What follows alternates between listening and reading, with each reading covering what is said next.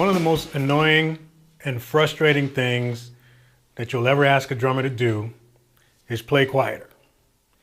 I mean, after all, these are drums. Drums are going to do what they're going to do, and they're just loud. They're naturally loud. There's really not a ton of stuff that we can do about that.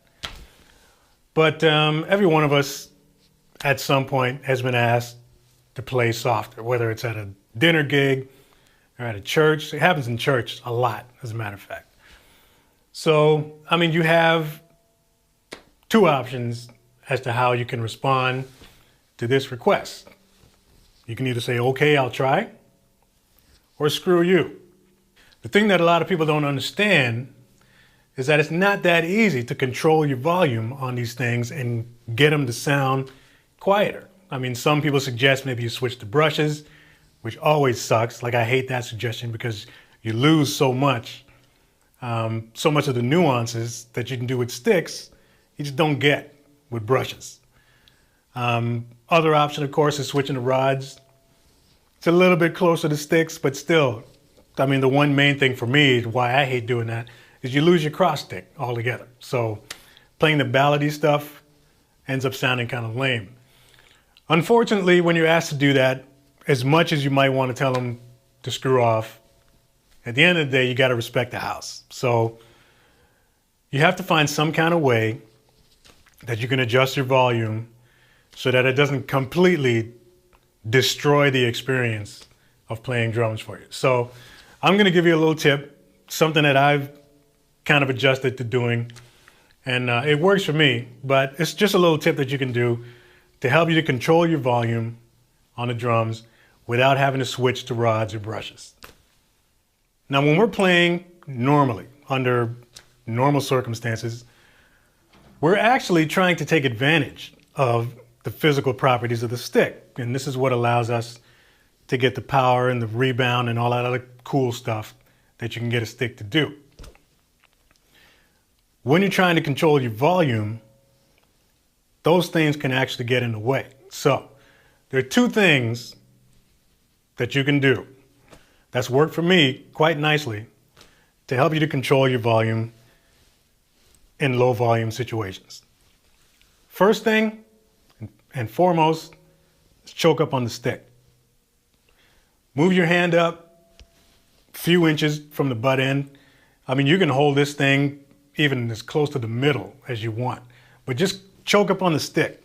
And this will work whether you're using 7As or whether you're using 2Bs, doesn't make any difference. Number two, you're actually going to grip the stick just a little bit tighter than normal. The reason why you're doing this is that as soon as you tighten your grip up a little bit, you start to engage more of your forearm muscles. And I think the reason why this makes it a lot easier to control your volume is because you have 100% control of your forearm pretty much the entire time. So you can do this, you know, as loud or as quiet as you want to do. When you have a stick in your hand, it truly does become an extension of your wrist. So controlling your volume all of a sudden becomes really easy.